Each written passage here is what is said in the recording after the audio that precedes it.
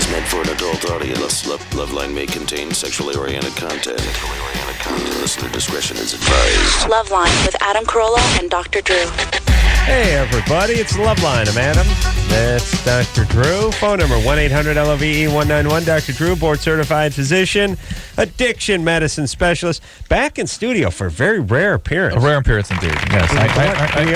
It makes me feel uncomfortable. I just thought I would have to show my face to you once in a while, and then I'll be back out on the road again. Barbara Walters shows up on The View more than you show up on this show, Drew. That's good times. How's it feel? Okay? Yeah. Okay. Yeah. No guest tonight. Paul Tracy, the race car driver, was supposed to come in, but he had a horrible accident and is burnt over 90% of his body. They say he'll never race again. He'll defy them by modifying a special car. No, he's just lazy. He's just tired. There you go. He's got to get up at the crack of whatever, and didn't see fit to come in here. Who cares? So you can abuse him. I don't care. You know me. Most guests, most hosts are upset when guests don't show up. For you, it's less work. It is. Yeah. I got to talk to people that come in here. I got to act like I'm interested. I got to read the thing. I got to give the website out.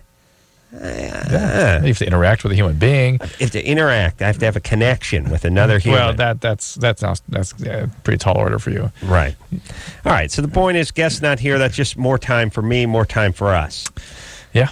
And let me say this. I got a couple things to talk about. First off, I got a weird nasal thing happening. You just noticed? No. How dare you? I have a nasal thing happening where I got some yellow, green. Right now. I got amber stuff. Ooh. I got amber coming out of one nostril only. Huh. How's that work, by the way? It's infection. I mean, why should it be on both sides? Why shouldn't it be on both sides? Yeah, you've got infection in your hand. Would it have to be on both sides? Yeah. All right, well, there you go. No, I mean, I don't know. Usually when your nose is clogged, your nose is clogged. Well, if it's an infection that starts as a virus and then occludes and then the bacteria is set up. Right. Yeah, I'd get it and you know it's an infection because of the color of what's coming out? You suspect it, yeah. The pain and the weakness and stuff. I'll tell you, I got this thing going in the morning. I did the one, the clog. First off, I don't know if you can do damage to yourself doing this, but if the one nostril rocket. Yeah, I did the one thing, and I was just pushing. I mean, I couldn't have pushed any harder, and the thing started to come out like it was like a piece of yarn sticking through, and I grabbed hold of it and started to pull it, and my brain twisted. It's like I started my brain like an outboard motor. Oh my god! I mean, I could really feel it. Then it sucked back in. It sucked my hand up into there. I was up to my elbow in my nostril. I pulled the thing back out. I got out. Felt great. Was it? Oh, there's more. There's more, but it's real satisfying. Yeah. Like here's the thing. It's like popping a zit for you. Yeah, 99% of the time I pick my nose, it's a nervous habit. There's nothing there. You know what I mean? Yeah. It's like you do that thing where you just sort of scratch and you pick and you scratch and you pick, but you just little sort of snot mites coming off on your hands. But once in a while you grab onto something and you pull it, and it's like pulling a shade down on a window. Like you pull it and you go, it's like when you're fishing. It's like, holy Christ, oh my God. It's on. Like, there's that, it got caught. We were trolling, got caught in some weeds or something. And then there's that, this is a strike. Yeah. Fish on. Yeah. Once in a while, you get that fish on thing. And that's what makes the other 970 hours I spend picking my nose needlessly is, again, it's just a sort of nervous. Well, now you get that big payoff. I get the big payday. It's like random reinforcement. This was difficult to extinguish behavior. This was the I don't know. If this was silver mining, this would be the constant strike. The mother lode. Yes. I mean, I just pound and I pulled it out. It was satisfying. Like I wanted to enshrine it more and I wanted to throw it away. It was awesome. It was awesome. So I was in Knoxville last night. And I didn't tell you afterwards. I did like a little local radio show.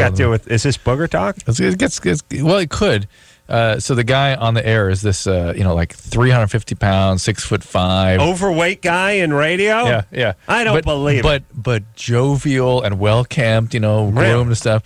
And I was like, I'm Drew. It's like, well, I'm Hoss. Like, oh yes, in the Southeast. Right. You call the person what they are. Right. And you get called what you are. You just what you are. He goes, can you tell why? I'm even if you're black. Even if you're black, by the way, which is the it's a scary part of that part of the country. They just call. Just call. It comes right out of them, whatever. What you is. Yeah. So you met Hoss. Yeah, that's funny. But I thought it's how interesting that they just call people what they are. You are your name. They just give you that describes what you are. I was thinking more about the personal grooming part, and I thought, as a fat guy, you shouldn't give up grooming. As a fat chick, you can give up grooming.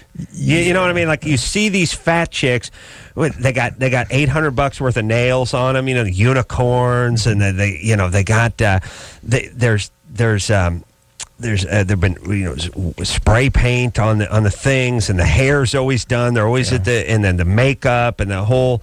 They could give that up. Fat guy can still put a little pomade in the hair, give himself a shave, get a big belt buckle, because that's the whole thing. It's all relative. Mm-hmm. If you've got a belt buckle the size of piece of furniture, or like a manhole cover, size belt buckle, your huge guts not gonna look that big. Put on some boots or whatever. It's nice too, like a big ring, big chunky nuggety pinky big ring, rock, very expensive watch or something. You can still score. Yeah. You actually become a little intimidating to guys, and women will have you because they say, this guy's got something going on. He should be a wreck, but look at him. Hair slicked back.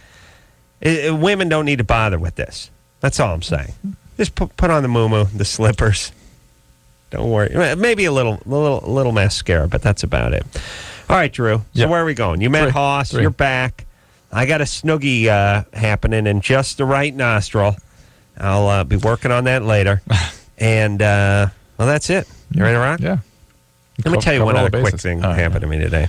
This is my pet peeve, that I wonder if this I don't think this happens in other cities, by the way. I believe in Los Angeles, people walk around sort of constantly insulted, or at least being prepared to be insulted. Are you going to tell us you're going to talk about one of two stories? Either you turn right when somebody's trying to cross the street because you didn't see them, and you're the wild man now. Yes. Or you had something with a gas station attendant behind the bulletproof glass. It's driving. Okay. And thank you for crapping on it. But yes, the jogger that's blowing past the four-way stop sign, you you get down about 2 miles an hour, drop into second, start going again, see the guy dart out in front of your car, hit the brake, and he gives you that.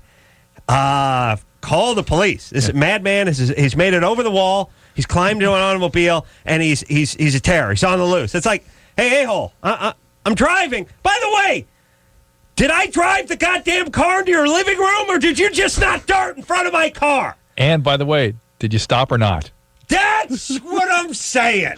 That's my answer to these guys is, look, I'll apologize when you're crippled. You'll get one of those Whitman samplers and a bouquet, and maybe even something that goes on after that. No, it's all right. No, I sign you up for like the coffee of the month thing. You get a sack of a new coffee every. No, when I hit you, a-hole, then you can say something. I haven't hit you, so you can't. And my car's going straight. You are the one who crossed the T. You understand? And it's as if these guys were preparing to jog. They were in their entry hall, and you came sliding around the corner in your Mini Cooper, riding the horn, holding a fifth of tequila with like a couple of chicks in the back seat. And you screaming. Reaching around, trying to snap one of their thongs. And up their front porch into the living room. Went up the front, chased them, and they had to dive under their own sofa in order to fight. No.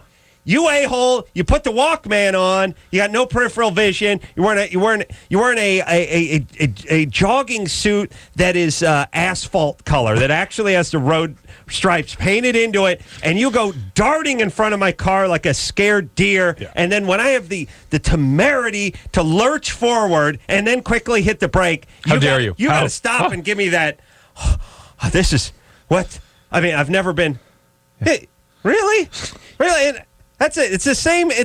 I live up in the hills. It's the same thing. There's no sidewalk, so everyone's jogging, everyone's trotting. Hold on. I'm not done. All right, I have a follow-up question. This guy's got another person. Yeah.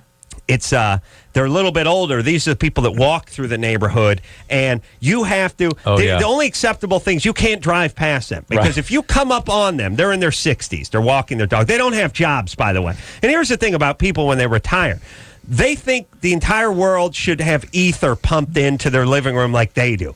They just stop. Their metronome goes from tick, tick, tick to just and it just stops. And you have to push it over to the other side. And you come, God forbid, you drive past them. They're like, At the speed limit, yeah.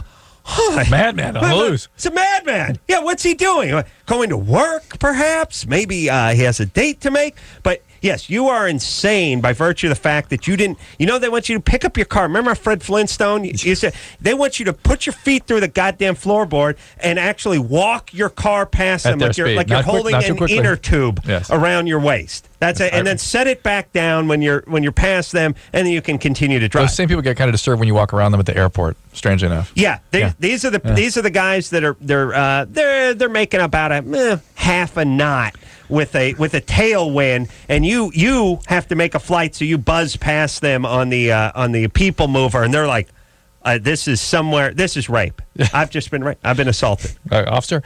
But then, what is it about us though? Because I have these experiences all the time too. That if I'm the one who's a pedestrian, I get the guy who is outraged that I'm walking in the crosswalk. Oh, you see, you get it. I'm in the crosswalk, and the guy starts aiming for me. And like, hey, what? No, you got it's half Jew, so you're looking for trouble. Right. And you got that victim thing, and you have the parents. Okay, your parents. But then why do you have that then? I don't have that. Everybody screws me over legitimately. No, I don't. I'm not the one going, hey, what's the big deal here? I'm the one. The drivers are doing that to me. That's how you perceive it. Okay. But that's because I'm actually the one going. You live in a snow globe, but instead of snow, there's little pieces of victim falling on you.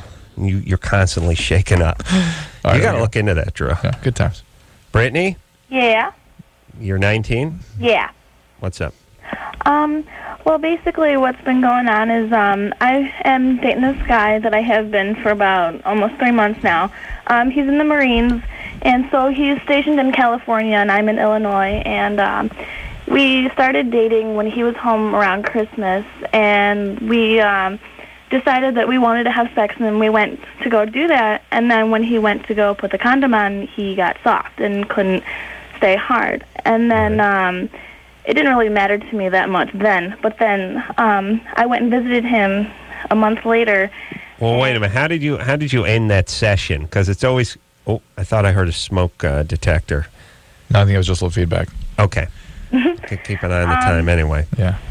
Hey, how did you end that session? Because it's always really weird when it's like you just sort of coast to a non-orgasm. Yeah.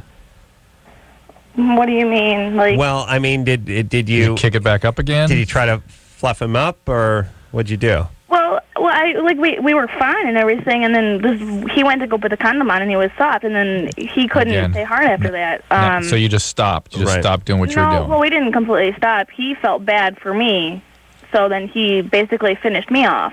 But okay, that's what Adam was asking. Yeah. Yeah. So he gave you oral sex. Yeah. Which was fine, and then like a month later, I went and visited him. And you didn't try to get him going again. No, well, because like we didn't have very much time, so. But later, when I went and visited him, the same thing had happened. Like we had our own hotel room, and the first time he actually finished in his pants after probably like just taking it slow. Doing whatever beforehand, before like any clothing was taken off, and so then like 2 other times, he got soft again, and then I felt bad for him. So then I gave him a hand job, and it took a little while for him to get hard again. Then once he got hard, he finished, and I don't know, like why. It's been about 9-10 months since he's had sex or done anything. Okay, hold on. I could have got 2 off, by the way, during the discoursive. Say that again? Just the description. Just the whole 2 story. or 3. So put it on hold. We need to talk about her behind her back a little bit for a couple moments here. It's going to be a little bit like talking to primitive man here. It's interesting. I'm not sure that Brittany should be having sex. She's so confused by the body and how things work, and can't sort of speak up about things. A hand job. Finished in his pants. But it's all very mysterious and sort of, I can't quite make sense of things. Yeah. I don't know. I've finished in my pants before, but that was intentional. That's, sweatpants and, in a bib form. You know what I mean? It's pre-hamper. I see. See what I'm saying? There's just no socks available, is what you're saying. Right. Right. I'm proud of you. Right. Yeah. Yeah. So I don't know. Brittany, what are the plans with this relationship? Well, I don't know exactly how to put it. We're staying together. We've been together for a couple months. We love each other, and we didn't need sex to figure that out. That's what Drew and I thought we had the same. We thought we had the same deal. And sex ruined everything. Yeah. All right. So, okay. We still don't know what your question is. Well, I still don't understand what the relationship is either. Well, our relationship is great. We can talk about sex and stuff like that perfectly fine. It's just he doesn't understand. I don't understand. We both don't understand why it is that he can't stay hard when we get to that point to having sex. All right. He's fine all up until that Quiet. point. Do you need a condom? Do we need it? Right. In other words, could you use another form of birth control? We could, yeah. He's coming home in a month, and we've talked about that, and that's what we're going to try to do. All right. The other thing he could do is sort of practice with the condom, practice putting them on, or even masturbating with them on, that kind of thing. Mm-hmm. Different condom each time. Try to get used to how that feels. Yeah, because the trouble comes when he gets the condom out, right? But this guy's sort of all over the place. He's premature on one end, and then he seems like a very, very anxious guy. How old is he? He's 19. Okay. Yeah. Well, and he hasn't had a lot of partners before you? He's only had 3. 3? Yeah. How many have you had? I've had 8. And by the way, 3 is index finger, middle finger, and pinky, ring finger. How does this count? That's 2. 2 for the okay. First doing it okay. Hey, Brittany, you 2 kids will work it out. Okay. Oh, that is very sophisticated advice. I don't care. They'll work it out. Look, my concern is that they just seem over their head with this whole thing, and I still didn't get a clear sense of what the relationship was all about, where it was going. He's super anxious. It's like they do need to work it out. I'll grant you that. They need to spend more time together. I hate to say it, but I think the condom is becoming a speed bump in the relations for them. Yeah. Well, she's going to go on the pill, and that's what they'll do. Yeah. Still STD risk for everybody, so. Yeah. You know, one of the cornerstones of being stupid is never really knowing what people are asking when they ask stuff. Like when you go, does he need to use the condom? He's got to use a condom. You know, it's like talking into a metal trash can. You just hear your own crappy voice come back at you. No one ever knows what you're talking about. I don't know what that is. What is that people, the dumber you are, the less, the closer you are. Well, you know what some of it is? I know when like a pet. No, it's A, not listening.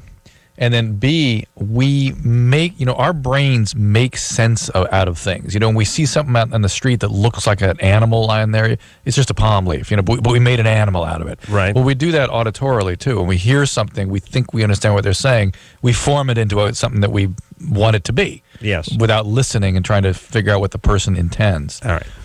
Things ironic about that, Drew? Yeah. You didn't hear any of it. Stop listening. That's nice. See? Yeah. Well, what did you think I said? I saw your hand move, so I guess you're talking about food. Uh-huh. Wendy? Good. Hi, Adam. Hi, Dr. Drew. You're 22. Uh-huh. You're a lesbian. Yes. You called some weeks ago, and I told you to go to the Olympic Gardens in Las Vegas. Yes, you did. Wait, I thought we told your friend to take you there. Yeah. Told my friend. I was actually with her, but she didn't let me talk to you guys. All right. So what's up? You. I just wanted to say thank you because I had a great time. Wanted to let you know you gave me a great recommendation. All right. Did you, now you're a lesbian, so you hung downstairs with the ladies? Yes, sir. And did you go into one of those velvet rooms or champagne rooms? No, I just watched. You just watch. Was that good enough for you? It was great. Had a good time. Yeah, I would imagine that most of the women downstairs, A, hate men enough, B, are high enough, and C, are sort of just generally sexually flexible enough to, hook up with a chick now and again. Yeah, I didn't get any hookups, unfortunately. Were you trying? I was looking good. I was holding the money.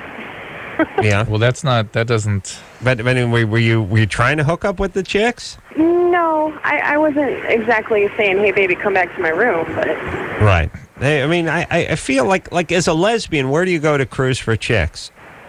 Not too many places. It's kind of hard. All righty then. That's really all right. Well, she's it made happy. me think it was bogus the way she said that.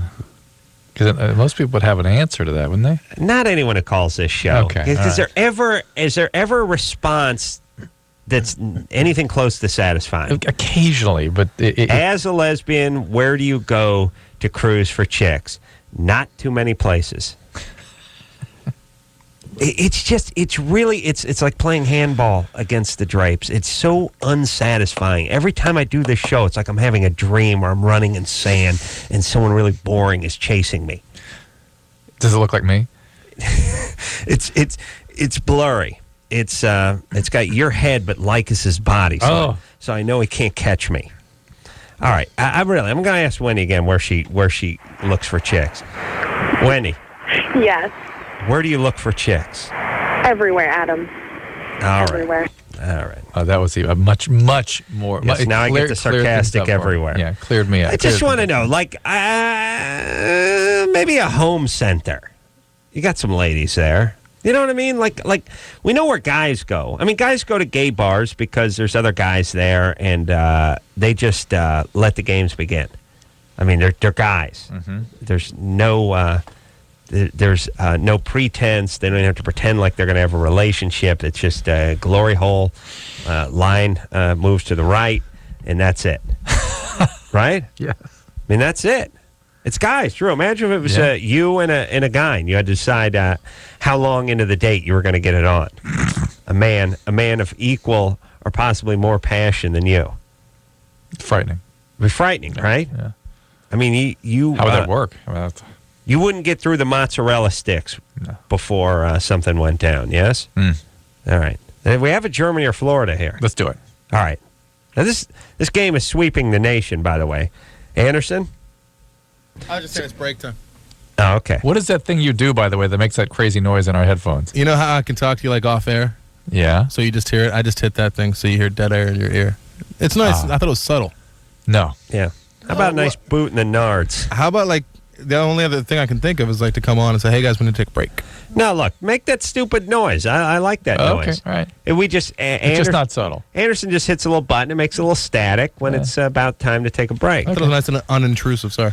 Fair enough. No, Drew, don't do that. Otherwise, she's going to talk to you. Ben? Hey. There you go. You're 18. Okay, yeah, I have a Germany and Florida. First, actually, I have a correction on a different one. I don't know if someone else... but, last week, there was a caller who talked about the someone kicking the dog and that sort of thing. And it was actually from Tennessee, not from Germany or Florida. There you go. You basically, technically, you got it right since it was in the States. Somebody teed up a dog, basically, and kicked it like a place kicker in football. Right. Yeah. Yeah, and they said it was Germany, and it was really Tennessee. So, anyways, right. Okay, here's the question. A lonesome bachelor becomes a gruesome feast for the creepy crawlies he loved. They devoured his body after he got a lethal bite from his favorite pet, a deadly black widow. More than 200 spiders, several snakes, a gecko, and several thousand termites gorged on their former master for days. Police, who were called in after neighbors complained about the smell, said it was like a scene from a horror movie. Ew. They found the remains of the 30-year-old loner draped across the sofa, covered in giant cobwebs. Spiders were running all over him, said a spokesman. They were coming out of his nose and mouth. Larger pieces of flesh had been torn off by the lizards and were taken back to the webs of tarantulas and other bird-eating spiders. There were open cages and terrariums everywhere, all bathed in a weird green light. It was horrible. Police described the victim's tiny apartment as a cross between a botanical garden and the butterfly breeding room in the serial killer movie The Silence of the Lambs. Wow. This is good. That's good. Now, That's got to be couple someone in the United things. States. Just because the guy keeled over, why were the cages open? Why'd all the terrariums get turned over? I don't know. I'm just reading what I have from the article. Yeah. What's your source? It's the mirror.couk news, all news page.cfm. All right. Yeah. It sounds like a European thing, though. Yeah, I think so. Anything UK. Uh-oh. So there you go. Yeah, but Drew, that's not the way the game should be played. Yeah, you asked the question, though. All right, but here's my point. I don't like this story because, if he falls over after getting bit by a snake or tarantula or something, things shouldn't get out. Why does everything else get out of their cage? Yeah. And then what are termites doing eating them? By the way, they eat wood. Maybe there's something wrong in that translation. Yeah. All right, but maybe termites should have been tarantulas. But Florida, it's the kind of place where you'd find a lot of that stuff. But we're going Germany. Yeah, Germany. Yeah, you got it. Yeah. There we go. Thank you. That's a fine story. I love the macabre stories like that. I'm sure they're grossly exaggerated, but I still like the idea of, his nose, tarantula scurrying away with his nose. All right, we're going to take ourselves a little break. When we come back, Drew, who are we going to speak to? Yeah, it's fine, that one. Manuel? Yeah. Peed with a boner in the morning? Yeah. That doesn't feel good? No. Anal sex? Huh? Huh? Nikki and anal sex. All right. All right. All that after this. LoveLine will be right back, so get your problems ready. As many as 1 in 3 Americans with HIV don't know it. To find a testing location near you, call toll-free 1-866-344-KNOW.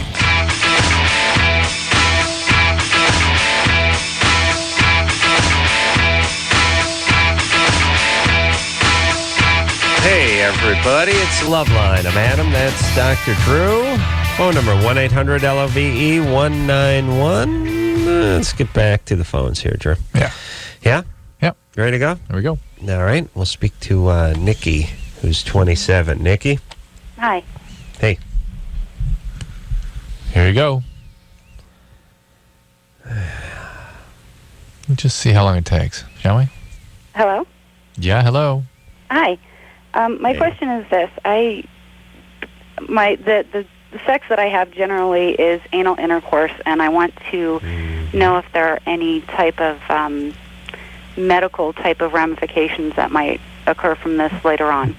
Well, what do you think? I'm just curious. Can you sort of use your imagination and think what might happen?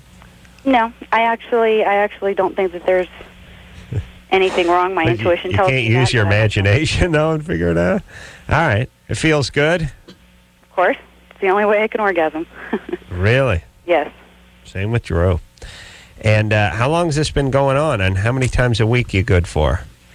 Okay. With my current boyfriend, it's been about 4 years, and we're at least anywhere from 4 to 10 times a week. Wow. Oh, hold on a second. See, as a guy, and Drew, even as a man of exquisite passion like yourself, I don't know if I'm up to that challenge. Like, I can climb that anal mountain every time there's a lovemaking session. And even so, 8, 10 times a week, or between 4 and 10 times. How much fudge can be packed in a month? Do you know what I mean? How much pack can a fudge pack pack? If a fudge pack could pack fudge. Yeah. I know we'd have to ask Mr. Al on this one and try to find out how much fudge could actually be packed in the course of a month or a year. But you know what I'm saying, Drew? Yeah, it'd be weird. This guy's urethra he must need just a pipe cleaner just to go number one. Like, you know what I'm saying? It must be like taking a Duke core sample every time the guy wants to go number one. Like he goes number one and people come in and go, "Hey, dude, you just go number two?" And it's like, nope. Well, I'm looking at the toilet. First off, smells like hell in here. Secondly, I'm looking at the toilet. Nope, that was number one. Just dropped the log right out of the urethra. You know what I'm saying? That's what I'm picturing. I mean, if they're not wearing a condom. And did you get any other flavor from that caller? A little angry. Oh, yeah. Maybe a little extra stuff. around the hips. Nikki? Yes? You guys wear a condom? No. Wow. Jeez. What do you do to prepare for this? We start out with vaginal intercourse and sort of move on to it. Best to go that direction. Yeah. than The other way is not a good idea. Yeah, and I can't just do straight up in there. That hurts too much. no, and I was thinking, more from a cleanliness sort of standpoint, but a hygiene standpoint. No prep. But yeah, what do you do any prep? Take a shower. Yeah, generally we're clean most of the time, but Little loose action. it's usually not it's not a messy thing, really. No. I wouldn't imagine. How dare you, Adam? Yeah, like if you put your index finger up my ass right now, Jerry, it'd come out the same way as it went in. You'd smell it. Wouldn't know which finger went up there. You would not. You would not know. Oh, come on. It's not like that. I mean, you can definitely that's me. tell. That's me. That is me. I'm very particular. So, Nikki, how's your background? Parents, any abuse, anything like that? None. Parents, dads, what dad do? What does Dad do? For a living. Yeah. For a living, he's kind of done a little bit of everything. Did fiberglass for a while, and now is a local truck driver. Oh, Drew, what did I write there, by the way? You see that word? Trucks, yep. I wrote truck. Yep. Mm-hmm. Yeah. Knew he drove a truck. Does he drink? Nope. He's speed. Swore off that. All right. Parents still together? They are. All right. And no one hit you growing up? No, I mean, I think my brothers and sisters had, spankings, but no, nothing that I would call abuse. But not you. You got any kids? No. You were never hit? No. You got any kids yourself? I do not. All right. Good for you. Why not? Why it's hard to get pregnant when you're in the wrong place, right? Well, that's an interesting. Point. That's a concrete reason, but that's not a causational reason. No, I understand. I'm just not ready for kids, so no, I don't have any. Okay. All right, baby doll. There you go. So, what can go wrong? Well, I mean, here's the thing, and we don't know because, believe it or not, there's not been a lot of studies on done. This. However, by the time you hit 60, 70, you, without this activity, will start to have problems in that area. And with this activity, you can certainly hasten things along a bit. Rectal prolapse, hemorrhoids, abscesses, fistulas. Yeah. It's a lovely thing. And, maybe you'll dodge that bullet. But at the rate you're going, it would seem to me that this would be in your future sooner rather than later. All right. But again, if you're not experiencing any trauma. Any pain. Yeah. Yeah, but see, the thing is, I get the flavor, and I don't know this about Nikki, but I get the flavor that she needs these extremely arousing experiences in order to feel sexual. And so she probably takes things to the verge of pain routinely, which is... Something's up. Yeah. I got something off Nikki, too. I just didn't feel like we were going to get to it. All right. Dad worked with fiberglass and is now driving a truck. That's abuse. Works with fiberglass. Sarah? Yeah? You're 20? Yeah. How are you guys doing tonight? Good. I had a question. I'm in college, and I'm pretty poor, and I was looking for a job for this summer, and my uncle was telling me about a motorcycle technician training job that Harley-Davidson has. Yeah. And a lot of my guy friends are telling me that that'd be a real turn-off and that it's not really feminine and I shouldn't do it. I actually think it'd go the other way. Yeah. I think guys would be into that. Really? Yeah. Well, you need a summer job, though, not a summer training program. Well, but it would be good money to start off. Like, it's something that I'm looking for, and so I would start this summer, and it would be something I could do during college. So, it'd be good money starting off, but... She means it would keep going. It'd be no money starting off, but then eventually... But still, it sounds... I mean, guys would be into that. They'd be totally, completely... Here's the whole thing. If you're hot and you're a Harley mechanic, it's the coolest thing in the world. I see, yeah. If you're a big fat pig and you're Harley mechanic, it's disgusting. But then if you could be a ballerina and the guys would still want nothing to do with you. Mm. So it depends. Are you hot? Yeah. You are? Uh-huh. Well, what are you worried about guys? You should be doing things to try to slow them down a little bit. All right. Okay, wait. Now, here's the deal. Here's the deal. All these guys you asked are guys that want to date you, and then you've been sort of telling them you're too busy, they don't want you to be more busy doing other stuff. You like motorcycles? I never worked on motorcycles, but I used to help my uncle in his car shop. Right. And should I give you a quick quiz? I'd rather you didn't. I don't want to embarrass myself. All right. But you worked on cars with your uncle, right? Well, I would just help him out. I'm not a mechanic, which is why I would need the training program. Mm-hmm. Sounds like a great idea to me. You do it. Sounds like a great idea. Okay. All right. Or you could go to auctioneer school. Because she's made for that. You got it, baby. Yeah, I mean, you're born to move livestock. $1 bid now 3. I got $2 bid now 3. Now 3, getting me 4. I got a $3 bid now 4. Now 4, which give me 5. $5 bid now 5. Now $5 bid now 6. I got a $5 bid now 6. $7 bid now 8. I got a $7 bid now 8. Now 8, which give me 8, which is $10 bid. I don't even know what the hell that's from. I could listen to that all day long. There should be just an auction station. Like, we got every goddamn station in the world. We got religious, we got the Mexican stations, well, there we got the are sports. How about just songs where guys I want nothing but livestock auctioning 24 hours a day. The morning show guy is like, heaven of 7 hours, 5 to 7. That's it, I need 10. I need 10, 7. Weather and traffic coming up. Heaven of 7. You know what I mean? Yeah, it'd be great. It'd be great. I would listen to that. Drew, let's work on that. Consider it done. Yeah. I watched the car auctions. You know what they do? They get the hot chick to stand. There's a couple of hot chicks. They stand next to the guy. And then when he gets into the bid off with the other guy, he's got the hot chick. The guy's got the hot chick standing next to him. And she's going, come on. Think how much more apt you would be to make that next bid with the hot chick next to you. Yeah. Lauren? They know what they're doing. Yeah. Yeah. You're 17? Yes, I am. What's your question? All right, my question is, by the way, you guys are awesome. I listen to you guys every night. You're Thanks. badass.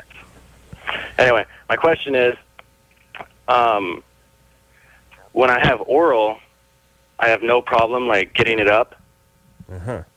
But when it comes to actually having, intercourse, in, 5 minutes, it's just gone. 5 minutes. How long does it take you? Can you have an orgasm during intercourse? No. You're not able to, no matter what. Even if you retain the erection, you still can't have an orgasm. Well, I've never actually, unless I'm masturbating or oral, it won't stay up. It never has. I can't. Does it take a long time for you? What do you mean? Well, Drew, he can't answer your question. During the ways he can, does it take a while? It takes a while. Are you on any medication? No. Oh, wait a minute. Turn your radio down. Turn your radio down, screwball. Oh, sorry. Maybe part of the problem is his name's Lauren. I suddenly get the image of other guys there listening with him, kind of thing. You know what I'm saying? Yeah. Did you get that? Yeah, it's a marginally bogus call, but it's worth probing a little bit. I mean, why not? I'm sure there are guys listening that might have this same problem. Yeah. Yeah. Lauren? Okay. That's my sister's name, by the way. Yeah, I know quite a few girls. Yeah, they spelled a different way. We got junior producer Lauren over here, too, Sweet. Yeah. All right, so anyway, you have the orgasm via oral sex and via masturbation, but not via intercourse.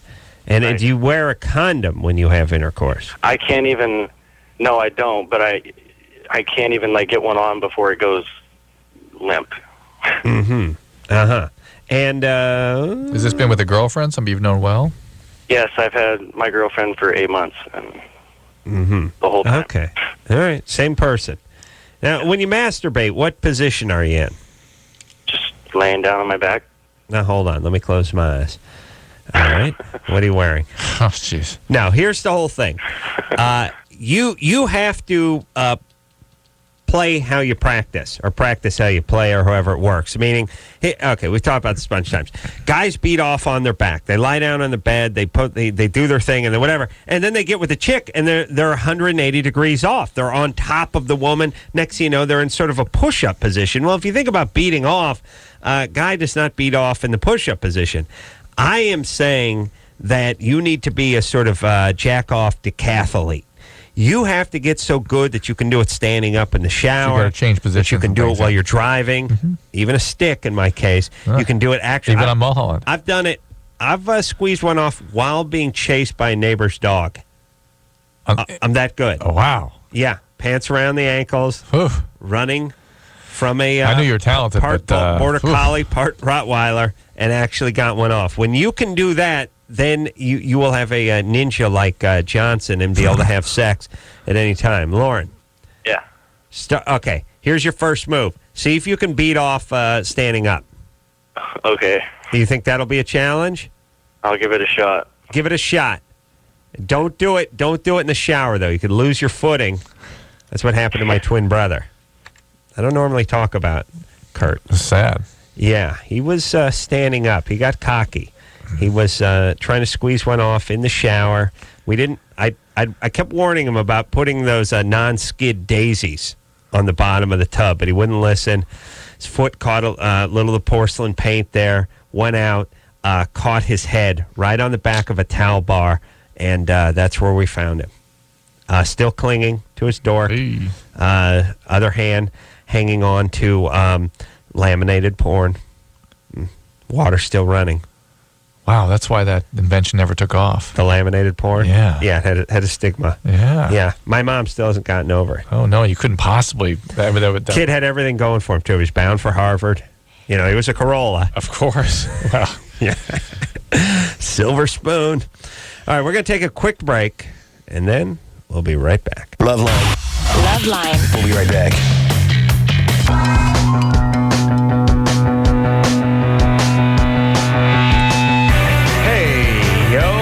LoveLine. I'm Adam. That's Dr. Drew. Phone number 1-800-LOVE-191.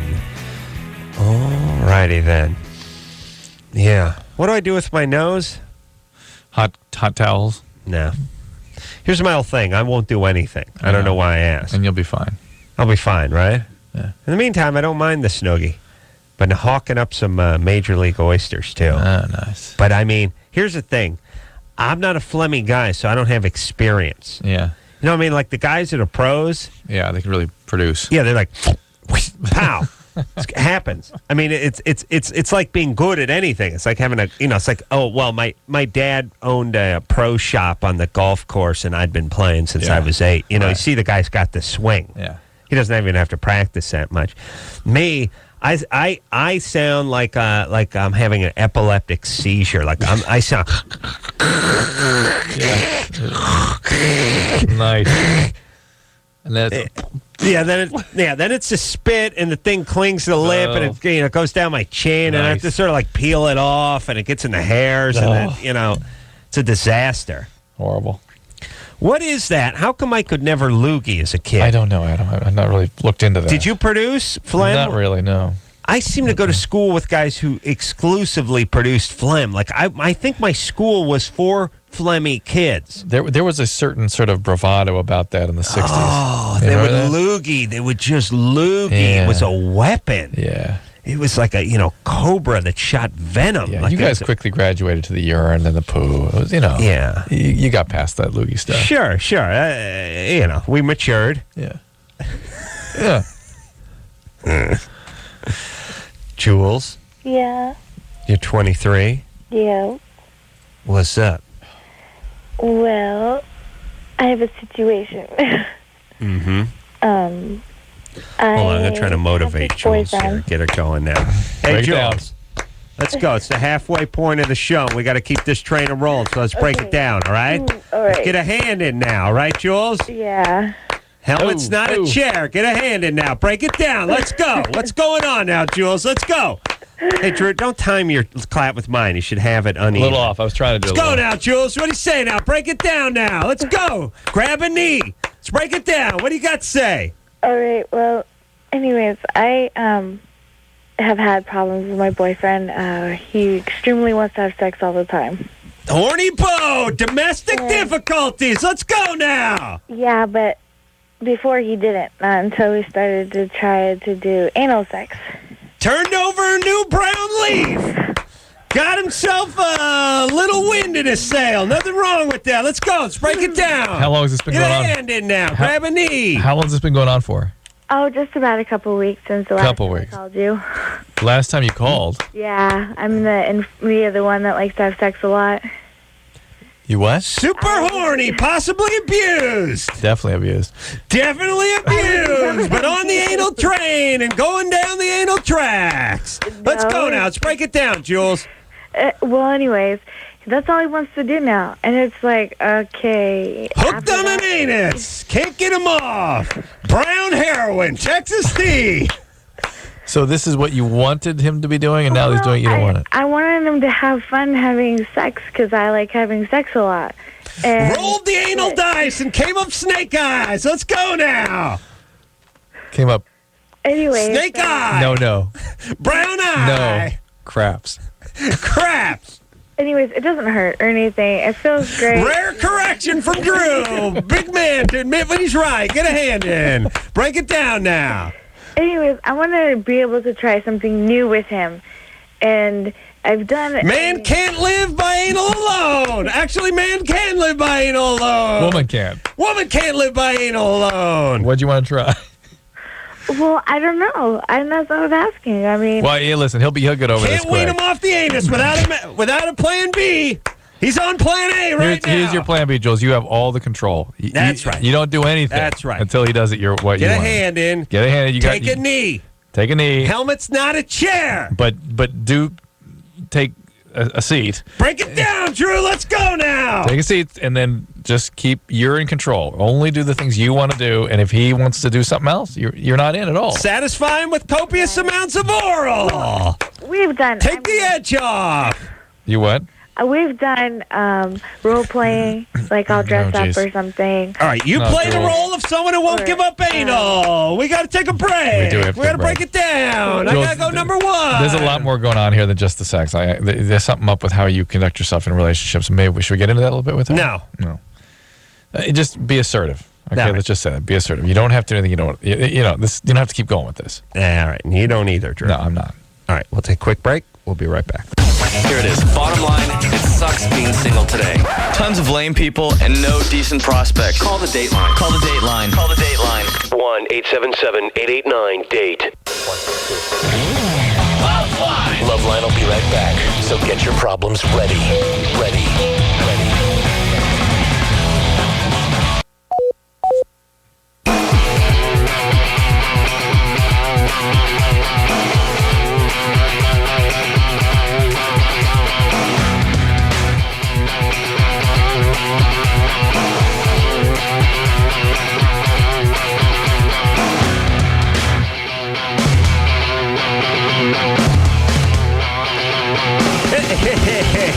Wow.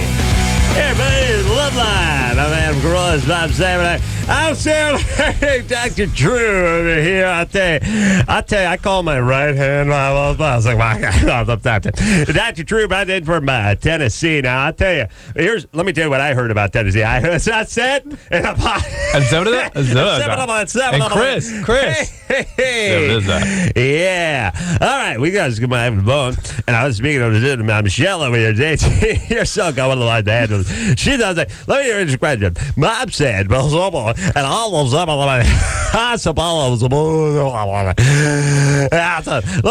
them. Drew, when I was 18, I don't know about you, but I was all and and that Anderson, did you hear him at the intro? He was Michelle. Yes. Yeah. How you doing? What's up? What's you doing? Nope. Jump on. What? Let's have a question on LoveLine. Go right ahead, my boy. Okay. My question, well, breast cancer runs in my family. My grandma actually died from it. Oh, my Pablo. Well, ever since I was little, my mom told me don't sleep with a bra on. So, I was wondering if I just assumed that increased your chances of getting breast cancer. Well, hold on. Drew, his grandmother was with breast cancer. Well, she said, the bra on. And I'm thinking, let's get back over. Hello? Michelle? Yeah. All right, so let's have a good doctor over here. Because, I'm just a humble radio lawyer. Drew, let me tell you something about Drew. I sit there every night with this mama. He sits here like a blah, blah, blah, blah. But as soon as I start he's like, and I'm like, hey, blah, blah, blah. And he's like, no, I'm blah, blah. And I'm like, what are you doing? Somebody. Come on. Okay. Hello, Michelle. Yeah. I've got to apologize for my problem. He said, now, okay. Come on. 7:22. It's 22 after 7 with traffic and weather coming up. Drew, I tell you, I tried to make love to my wife the other day. That is You want to talk about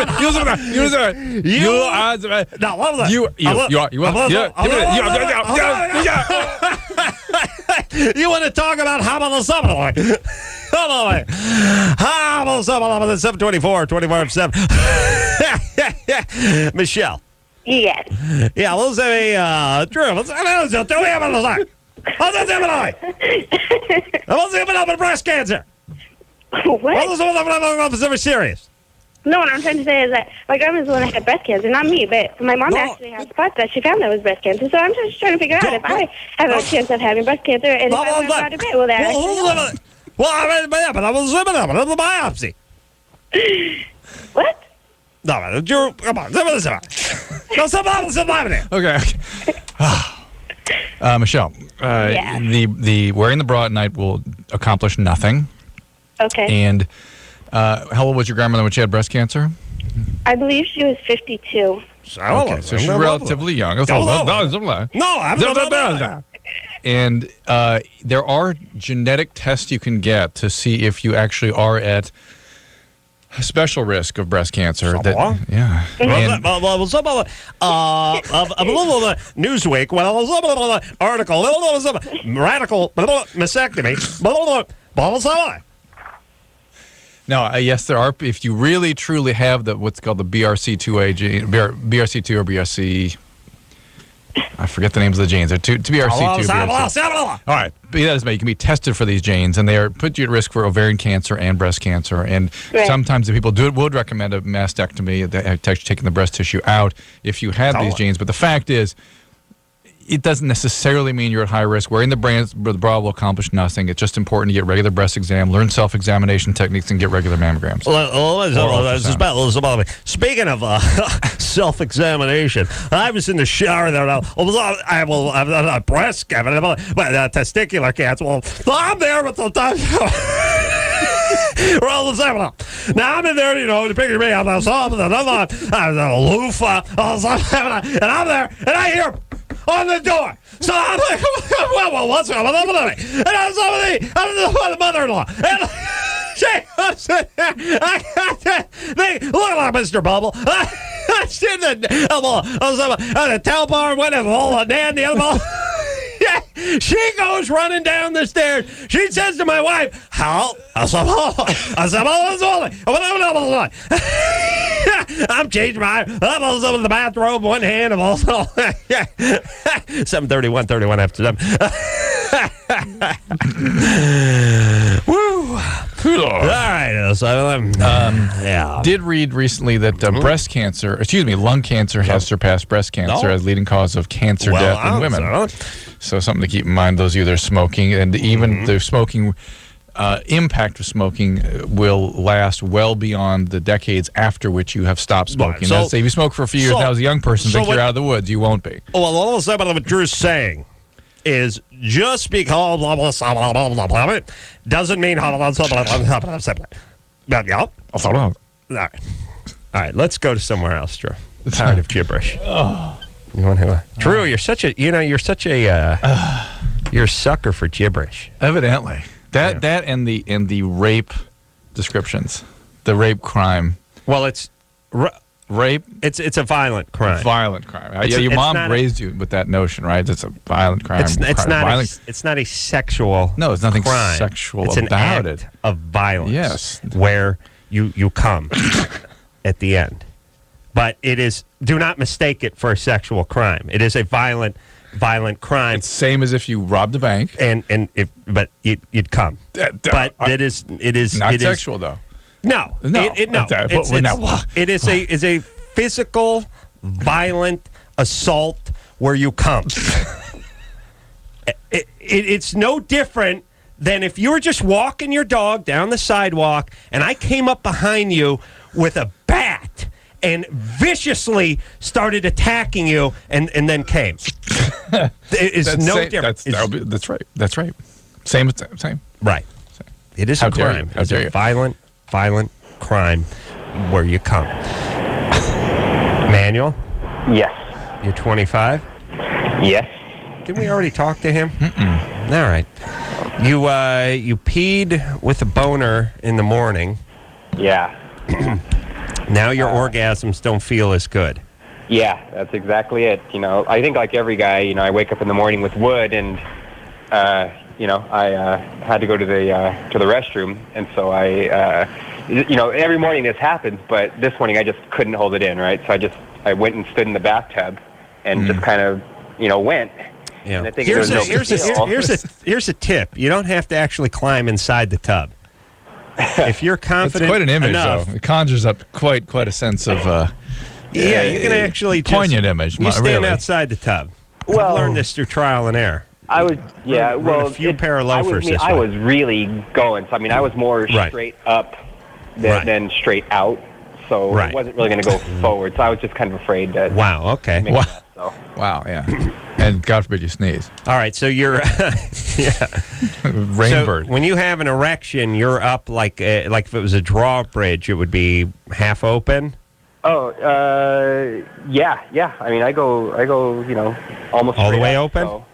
So wow, against the belly. Wow. All right. So anyway, so you think you've done some damage in terms of sensitivity? Well, I don't know. To me, it seems like that it doesn't seem nearly as good, and I didn't really think that too much of it until recently. The two separate girls hadn't even thought that I'd gone, you know, and so I'm thinking that maybe I get so little actual movement and reaction down there during the actual, you know, dropping of the load. So you sort of, you feel like you pulled a muscle down there or something. Yeah. There's something to that. During the actual dropping of the load. Yeah, it's nice. The dropping of load sounds like some sort of a ceremony that has been passed down through generations. The ceremonial dropping of the load. Well, it sounds like a druid ritual. Yeah. Something at Stonehenge or something. Yeah, something you might get some B-list celebrity to do in your town. Now, for the ceremonial dropping of the load, you know her as the black chick from Star Trek. Then she would make some sort of announcement. All right. What about it, Drew? There's nothing you can do. There's nothing you can do. It doesn't conjure, in my mind, anything specific. I bet it's just maybe an irritation or something in that area that He'll be over. It will go away. I can't imagine it's anything serious. So you'd have to have anything done with it. Julie. But if it continues, see a urologist. Julie. Hello? Yes. Hi. You're 20. What's up? I was raped when I was 13, and it didn't really affect me. But Drew thinks that's funny, by the way. I don't. Go ahead. Okay. And it's just like, I don't know, seems to be troubling me now. How old was the family friend? He was 22. And it really sounds more like a rape, huh? She said rape. Oh, I'm sorry. I thought she said molested. I was well, screen. See, I told you reading poisons your mind. That's what you get for reading. Were you molested at a younger age? Also? No. Nothing. You weren't victimized in any way prior to that? No. Was this a violent act, or was it just sort of an exploitation where he kind of seduced you? No, it was pretty violent. Violent. And did you report him? What? Did you report him? No, because it was like my best friend's older brother's friend. Oh, I see. Somebody that close to your family. I mean, yeah, I don't your best friend's older brother's friend's cousin's girlfriend. I don't know what your point was. So you mean you knew him too well, or you didn't know him well enough, or? I didn't really know him. Like, that was the first time I met him. Wouldn't you want to report that? I don't know. I guess I was embarrassed about it. Right. All right. Well, but that means you're a victim, Julie. That means that you don't stand up for yourself. Yeah. You can't. It can. I know. I understand. Could be confused and shame yourself, but usually they'll register some defense on their own behalf. Did you have any kind of crush on him or anything before this? No, I didn't know him. Especially when this is an especially violent and scary event. Yeah, the only reason I asked about the crush thing is if you can feel a little guilty if you're attracted to somebody and then they do this, you think somehow you willed it or you were participating in it or something like that. And what do you mean? Now, where did this happen? It was at my friend's house. And where was your friend? She was in the other room because her parents were out of town, and so they were having a party, and I went over there. And did you scream for help? I tried, but he was like too big. And he really violently, he tore your clothes off? Well, he hit me and stuff, and like. Oh my God! And you didn't report this?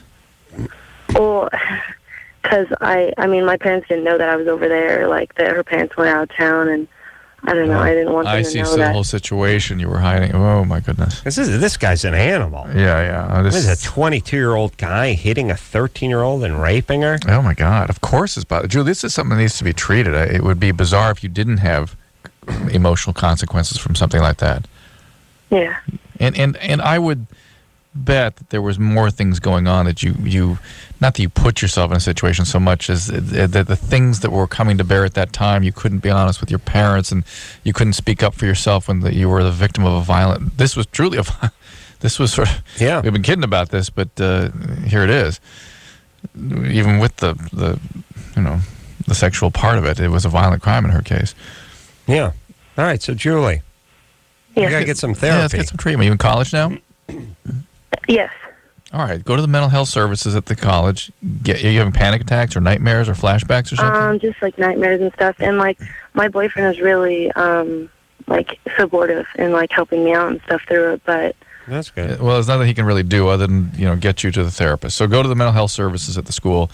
Listen, one of the real frustrating challenges of dealing with college-age kids is that they go to institution. Wow. How dare you? Wow. But socks the mic every night. I did. Don't you know where your hand is? How could there's this huge instrument in front of you? How could you have hit it with your coffee All cup? right, Drew's reacting to punching the mic on a nightly basis, but you got to understand.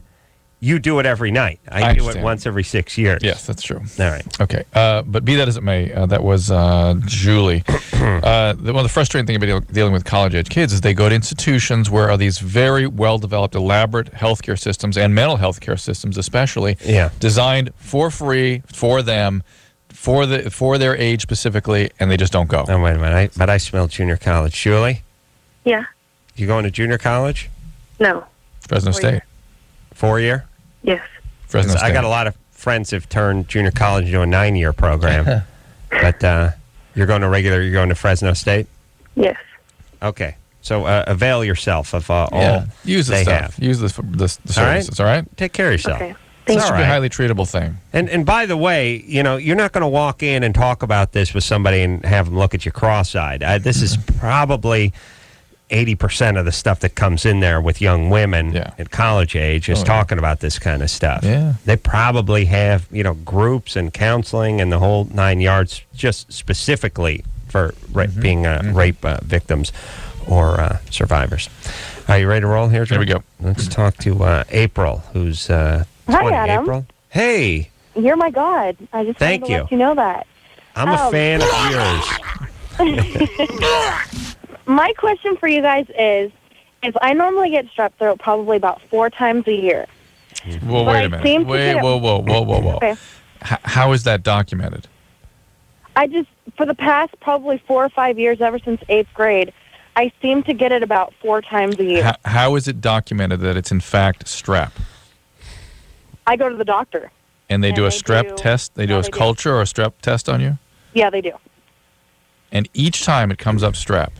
Yep.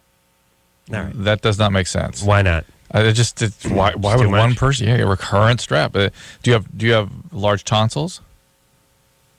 I don't think so. They haven't ever said anything. Well, I can see them, so I think. I mean, the only thing I could think of that would be at least putting you at risk of recurrent bacterial infections would be tonsils that need to come out. And there's a sort of rule of thumb: if you have more than 4 infections a year, they come out. Oh, really? So that would be one. They had said something about that. If I keep getting it, they want to take it out. All right, so that's your one. You need to do that. Yeah. Drew, do you have your tonsils? I seem to get it whenever I deep throat. I end up getting it. You do that at the doctor's office? Yeah, Adam. My doctor and I have a personal relationship like that. Well, Drew has a policy when they can't pony up the deductible for the medical insurance. Things run differently in different places. All right, whatever. All right, so pretty snobby for someone who does a lot of deep throating. Usually they're a more laid-back breed. You have a boyfriend? I don't. Oh, you don't? But you still manage to do a fair bit of deep throating. Well, sometimes. Not all the time. I like that. But... I don't like the deep throating because to me it's like I don't want my bait to be gobbled up by the fish. That way makes me feel like a worm in the in a big mouth bass. You feel small. Yeah, well, I'd like a little gagging and a little like this. Is what I'd like. I'd like just like a little like oh my god, or I can barely get my hand around it twice, or something like that. Like I don't like we'll that. We'll work on that when you and I get together. Yeah. they Here's what I'd like you to do. First off, no talking when you're doing it because that's a bad sign too. Like when you're going like, oh yeah, baby, that feels good, and they're like, yeah, hey, thanks.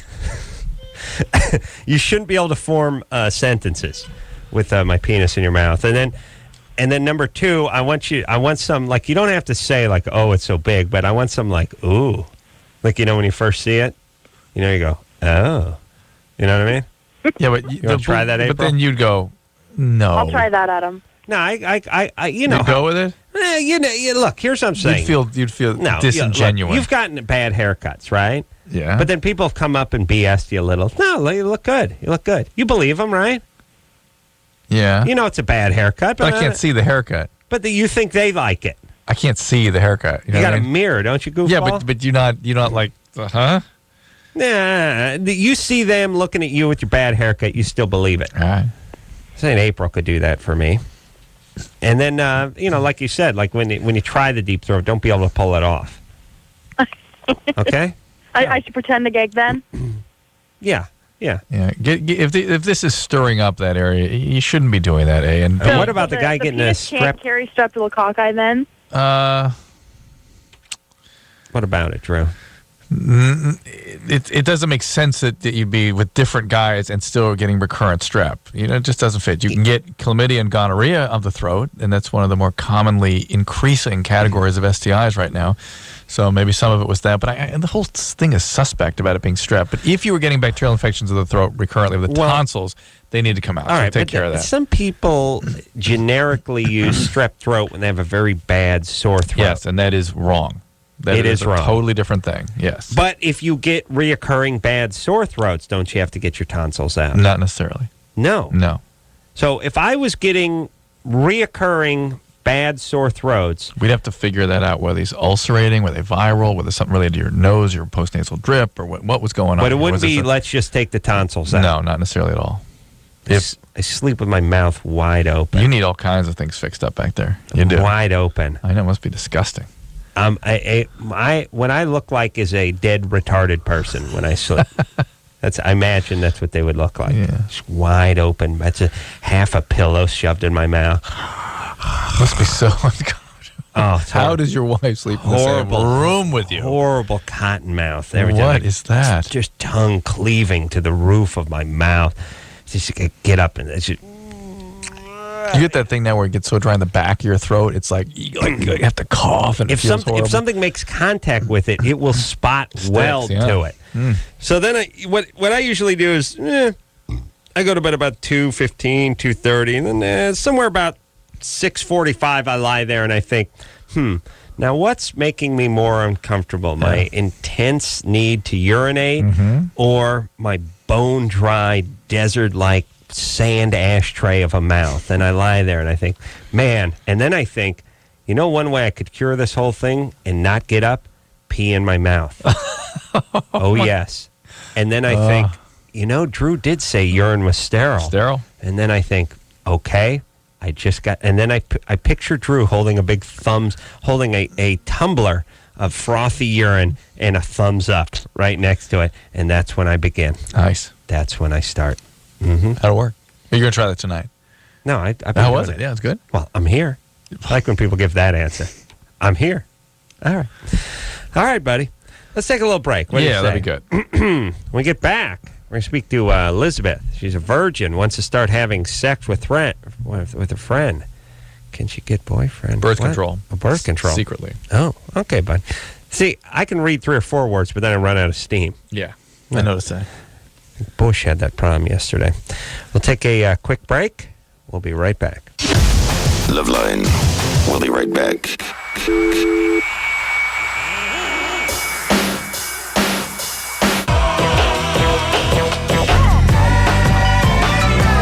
yo, it's LoveLine. I'm Adam. That's Dr. Drew. Phone number 1-800-LOVE-191. All right, Drew. Let's go. Come on. Let's get some calls done here. You ready to go? Show's about the calls. Let's get a hand in. All right, here we go. Let's go now. Break it down. Let's go. Break it down. Hey, that helmet's not a chair, gentlemen. Come on, son. Let's go. When I call you gentlemen, I use that term loosely. Come on, ladies. Get a hand in, ladies. Let's go. Let's break it down. Yeah, Elizabeth. Hi. 16. Let's go. Let's get a hand in now. Grab a knee. Hey, my friend and I want to start having sex, and we're both 16 and we're both virgins. A male friend? Yeah. And he's not a boyfriend. Disappointed, not a lesbian. Still willing to continue the call, but barely can go on. Let's go now. This is your boyfriend?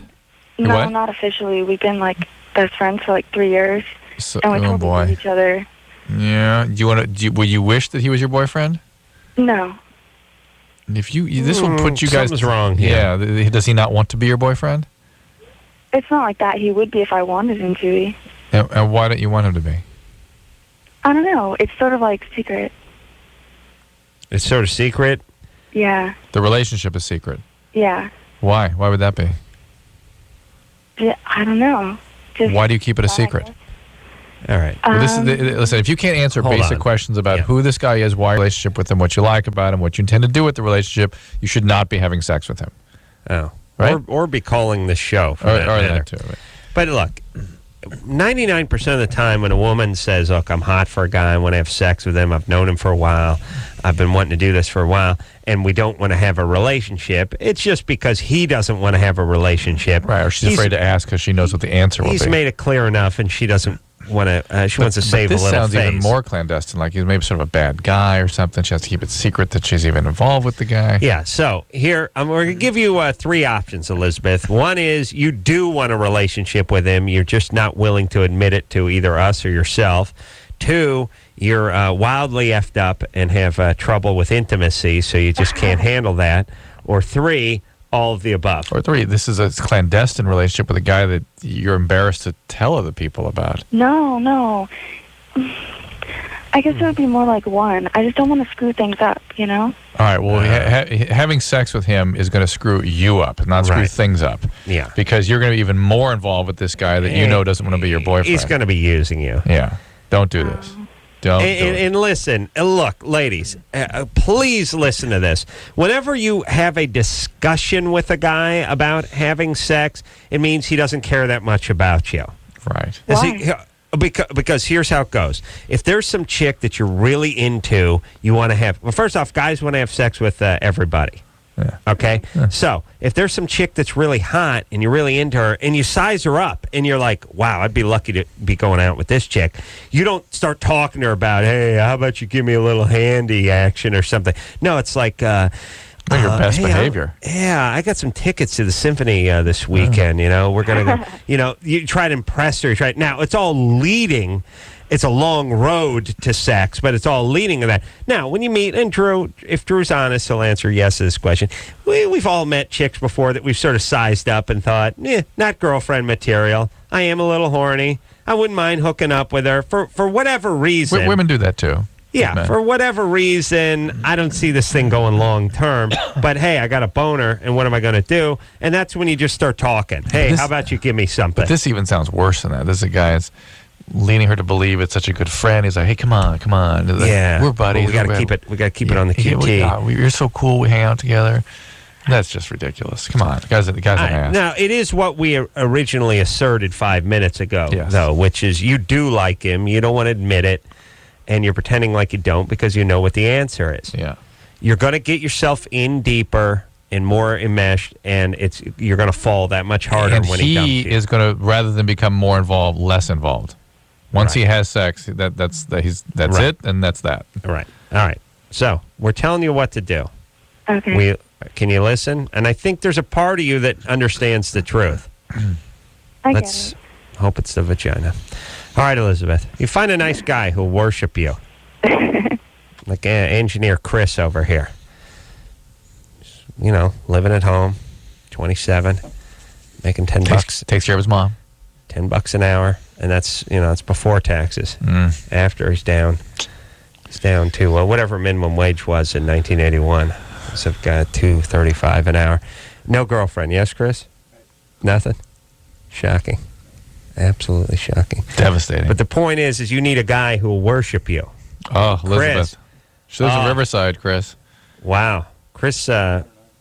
No, he wouldn't. He'd be scared to touch you. He'd just be, you just stand there when he'd put coats of Carnauba wax on you while you just stood there. It'd be like you're at the car wash. He'd give you the scent, just wax you down. By the way, who decided we needed the scent in the car? Yeah. Who decided that this was like a huge selling point at the car wash? Like the guy's always like, "What do you want?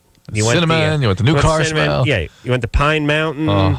You want the musk. You want the Jovan and they're leather, always like a little bit offended when you. No. I'm smells, always like, no smells, no. Hello. Am I driving a van with custom seats and raised white lettering on the tires? Do look like I've just come from the Home Depot? Like, what's up? Yeah, I don't want to. And there's nothing worse than that. You know what the worst one is? The vanilla. Oh. When I smell scent in a car, here's what I think. Somebody puked in this car recently, and they're trying to cover it up. Something happened. Or something spilled. Somebody stabbed a hooker. Yeah. Something.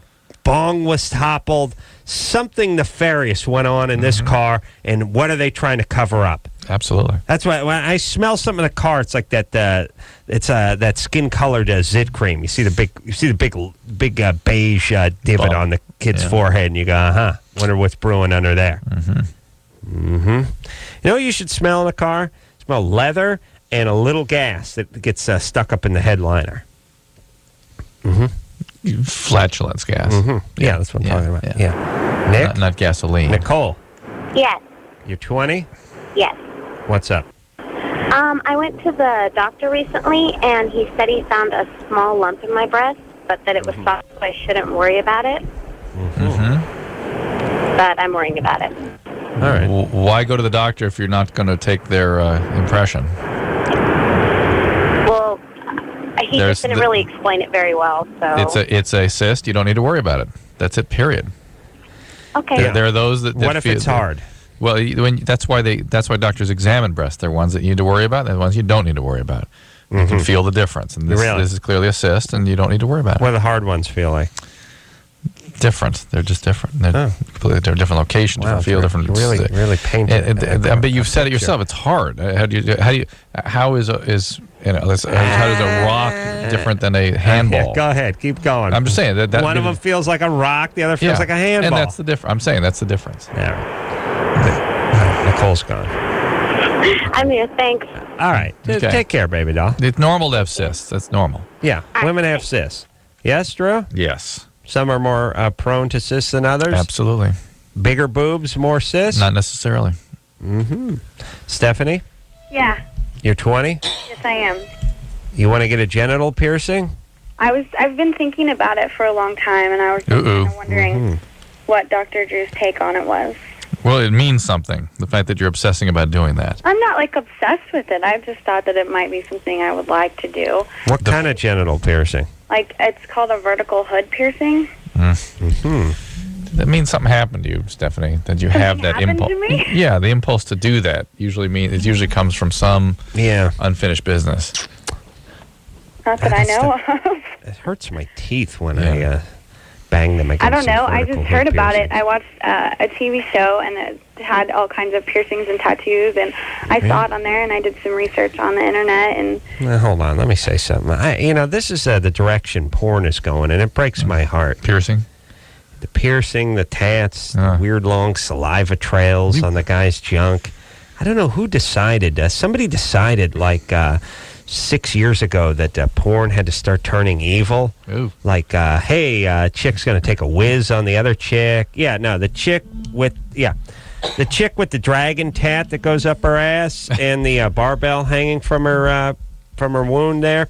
Yeah, she's going to take a whiz on the other chick while she then goes down on this dude and leaves the long saliva trail between her mouth. And it's like, I'm here to beat off, not throw up. You know what I mean? I'm a mature male who wants to, open a magazine and get carried away. Beat off over the sink with the door closed, my foot, slipper stuffed into it, so like an adult.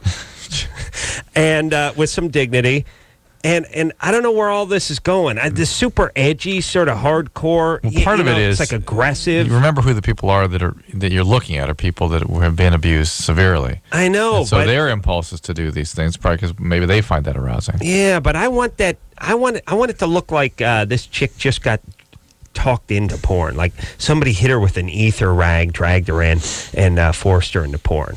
You know what I'm saying? I'm old-fashioned that way. I don't like all the super edgy, aggressive piercings and tats and stuff. Stephanie, you have any tats? Yeah, I have two. What are they?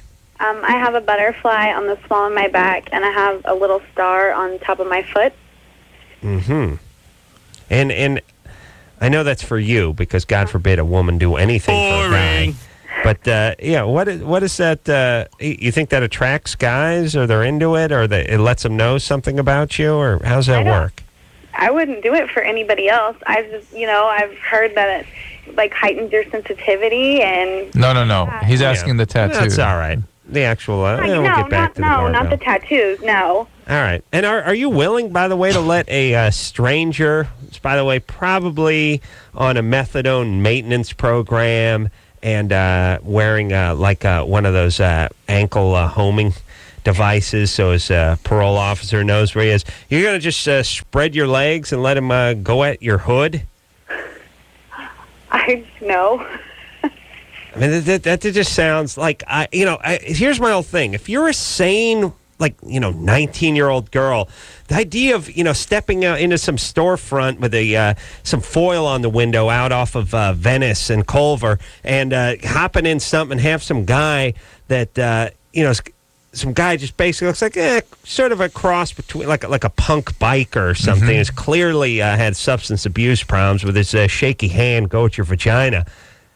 By the way, I mean, just again, the medical community is so controlled and licensed to be able to pierce your skin with a needle or anything else. I mean, and this is completely unmonitored, uncontrolled. And here's what we're going to do for Payne. He's just close to polishing off a big gulp. Why don't you just hold that against your coos for a few minutes and call him when it's numb. He's going to be taking a number 2 back in the bathroom that, by the way, doesn't have a door, just a curtain. Yeah? Oh. I don't go to any business that has curtains inside. Do you want to ask her That's a bad sign, Drew. Figure out what happened. Beads or curtains. Bad sign. I need walls and doors, and not just hollow core masonite doors. No, solid core. 1 3/4 exterior variety. You know what I'm saying, Drew? I'm with you. You don't know anything. Fire doors. Ooh. Yeah. Stephanie? Uh-huh. All right. And we would say don't do it. Okay. Plus, you can lose sensitivity. Yeah. Which we have had people call complaining that they can't have orgasm. I've heard that too. That's a common. I mean, you're putting. Why would you choose to put something through a exquisitely sensitive body part? What would the goal be? Through the hood. What would the goal be? Going through the hood. No, I've heard that it can heighten your sensitivity until it damages it, until you lose it. So what would the goal be? And by the way, whatever you're into just becomes whatever it is after a few months. Yeah. You know what I mean? Yeah. That's just your baseline. But this is, it's whatever your sensitivity level is whatever it is. And it feels good the first time. I mean, it's like saying, if I get circumcised or I get get clipped down there or something, well, then there'll be no masturbating for 2 weeks. Yeah. All right. So for me, that's like 120 in parole years. Yeah. Yeah. No, I'm just saying the first one's going to be huge. Yeah. The second one might be a decent one too. But by the time I get to the 5th, later on that evening, I'm back to where I was. Right. Right. It's just all relative. But something happened, Stephanie. You don't want to talk about it? No. No. It gets depressing. Yeah. All right. When we come back, let's take a break. Stepmom blames her for dad almost dying. I want to see what new calls they get. How about that? Stepmom blames her for dad almost dying. It's not going to have any payoff. Sarah? Yeah? Why does she blame you? What did you do? What was it? She just doesn't like me and my two sisters at all because we're not her kids. All right. And what's not to like about Sarah? She sounds like a delight. Yeah. Probably just back from finishing school. See, I tried. I just saw Mona Lisa smile on the flight over here today. I immediately thought of Sarah when it reminded me of those women in the film. I thought we would find out why her stepmom blamed her for Dad almost dying. We found out what? It's not her mom, but it's her stepmom. And then she just doesn't like her. Let's try it one more time. Sarah. Yeah. Why does she blame you for your father almost dying? We went. My dad used to participate in like bike races, Mm-hmm. and like right before the race started, I got lost. I was like 6, Mm-hmm. and then he was already at the starting line when they found me. Mm-hmm. And my something like during the race, something went wrong with my dad's tire, and so he reached down, and he got flipped over his handlebars. Mm-hmm. And he almost died. He was in the hospital for like 2-3 weeks. Mm-hmm. And like on the way, while my stepmom was driving me to the hospital, Mm-hmm. She said it was my fault because I got lost. Well, it is kind of your fault that his tire blew out. It is? Well, I mean, just, simple logic would dictate that when a 6-year-old gets lost somewhere around the starting line. All right, first off, yeah, Sarah's a pain in the ass. But secondly, she's doesn't have the clarity of thought that I'd like to wish for her. I smell junior college. Sarah? Yeah. Junior college? Yeah. Shocking! I'm flabbergasted. Junior college, Drew. Am I ever wrong? Never. Except for earlier tonight. All right, we're going to talk to Sarah. Take a quick break, and we'll be right back after this. Thank you for calling LoveLine. Your call will be answered in the order it seems interesting. Call LoveLine. 1-800-LOVE-191.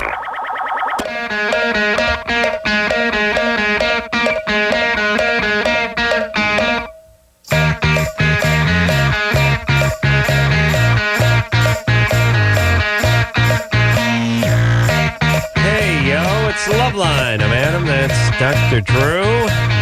And we move forward with the show, Drew, yes? Yes. Well, yes? we're sort of moving forward. We're going to go back to Sarah and move forward. Yes. Now, Sarah's 20.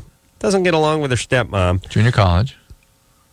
Maybe junior college. Is there 1-year college that's like an annex of a junior college? Like junior. Some trailer. Junior college. Trailer college. It's a trailer that's up on pier blocks, like out in the parking lot of the junior college. Sarah. Yeah. All right. So you were 6 years old. Well, look, I didn't want to get into this anymore. I don't like your stepmom, but I understand why she doesn't like you as well. So yeah, but here's the thing. Here's the deal. Are you living at home? No, I'm not. All right. Good. Well, then there's really, really nothing to worry about with your stepmom. Well, no, it's just like whenever I call my dad's house, he wants me to acknowledge her, and I don't acknowledge her at all. And I don't think I deserve. I don't think I have to do that. And you hearken it all back. It's all that is hard feelings you have about her yelling at you about something kind of goofy when you were 6 years old. Well, she used to kick me and my sister's ass. Okay. And then before we left for the weekend to go back to my mom's house, we would have to kiss her. Mm-hmm. With your tongue? No. Do you have a lot of piercings, Sarah? I don't know. No. Okay. All right, Sarah. I'm sorry you have an evil stepmother. I do believe she's a bad person. I understand you don't want to acknowledge her. That's fine. And you cannot acknowledge her. And if your dad can't respect or acknowledge that, then you may have to cut him off for a little bit too. Yeah. But I already cut him off for like 2 years. I didn't talk to him, and my sisters did the same thing. Would that work okay for you? Not really. All right. Well, now let's talk about you now. A, let's turn down the goddamn radio. B, what is going on? You're going to junior college. That's a disaster. What else? No, actually, it's not. It's going really good. How do you pay for that? Financial aid and grants. And you pay for your living that way too? I mean, your living arrangements? Actually, I work full-time, too. What kind of work do you do? Right now, I'm a floor technician. Right now? Floor technician? Yeah. What does that mean? It means you're running a waxer, right? You're buffing floors? Yeah. Really? Yeah. Are you using one of those buffers? Yeah.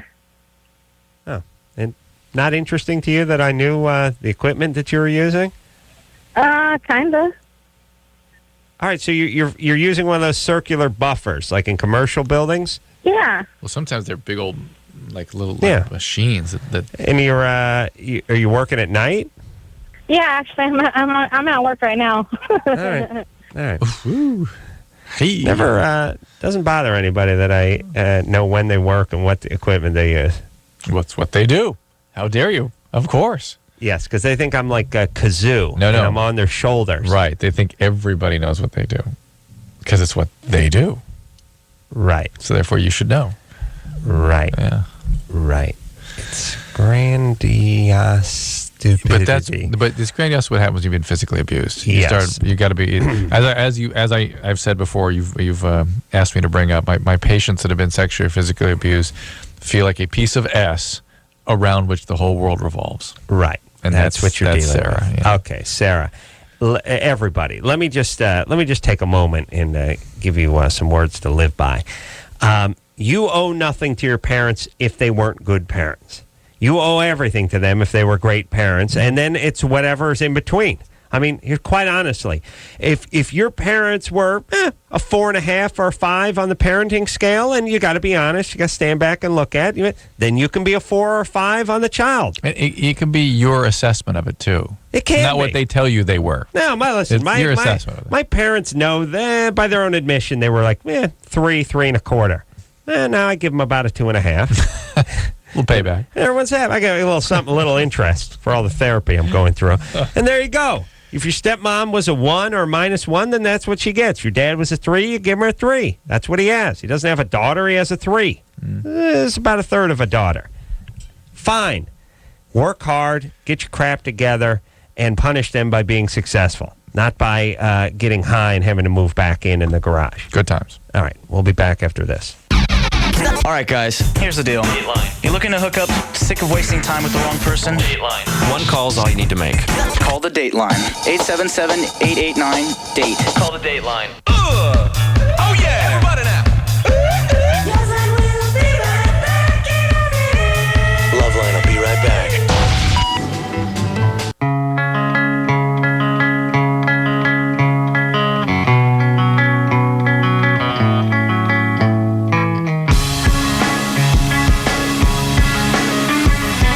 That's the show, everybody. Thanks for staying up and listening. Just hocked a loogie in the drinking fountain, Drew, and then I couldn't get it to move. Oh. I couldn't get it to go down the thing, and I kept spitting cold water at it. And it was, but here's the thing. The bottom part of it had attached itself to the stainless steel bottom of the drinking fountain, and then the other part was just flapping around like kelp, like in a kelp bed, Nice. And I kept running the water. Great image. I'm spitting at it, and it's like, you ever do that though? Like there's like a booger in the sink or something, and you're like, throwing water at it, and it's like it's spot welded to the goddamn sink, and you're thinking, really, what I do? Did I glue it on there and then press my thumb into it, or I just shoot a snoogie into the sink? Like it's clinging to it, like it's its life. Yeah. What is that? It's bad times, what that is. All right. There we go. So until next time, this is Adam Carolla for Dr. Drew saying mahalo. How much pack in a fudge backpack? If a fudge pack could pack fudge. This has been LoveLine. The opinions expressed on this show are not necessarily those of the staff, management, sponsors, or this station. The producer for LoveLine is Ann Ingold. LoveLine is a presentation of Westwood One Entertainment.